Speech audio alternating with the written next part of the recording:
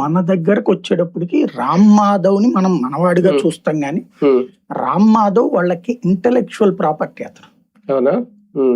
Ram Madhav representation పార్టీకి ఏ route లో కావాలంటే ఈశాన్య రాష్ట్రాలు, కాశ్మీర్ వాటిలో అతను దిట్ట.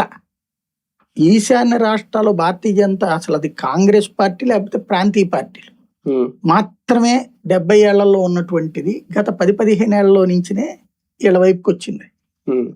ఆ ఈశాన్య రాష్ట్రాల ప్రణాళిక అతను చేసుకొచ్చింది కాబట్టి ఆ రూట్ లో పార్టీకి కావాలి అతను. ఇంకొకటి కాశ్మీర్లో పీడీపీతో పొత్తు కానీ ఆ గవర్నమెంట్ లోకి వచ్చాక పీడీపీతో విడిపోవడం కానీ ఆ తర్వాత ఆర్టికల్ 370కి అనుగుణంగా రాష్ట్రాన్ని తయారు చేయడం కానీ అక్కడ ఆలోచనల తీరు మొత్తం రామ్ మాధవ్ స్కెచ్ ఇది. ఇవాళకి కూడా అక్కడ ఒమర్ అబ్దుల్లా లాంటి వాడు అక్కడ ప్రభుత్వాన్ని నడుపుతున్నా సరే దానికి పూర్తి స్థాయి స్టేట్ స్టేటస్ తీసేసి ఢిల్లీ తరహాలో లెఫ్టినెంట్ గవర్నర్ పాలన రావడము ఇదంతా కూడా స్కెచ్ అతందే.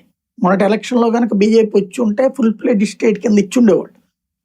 వీళ్ళే వస్తారు అనేటట్టయితే కనుక అక్కడ ఇంకా వీళ్ళ ఆధిపత్యం ఉంది, పాకిస్తాన్ ఆధిపత్యం ఉంది.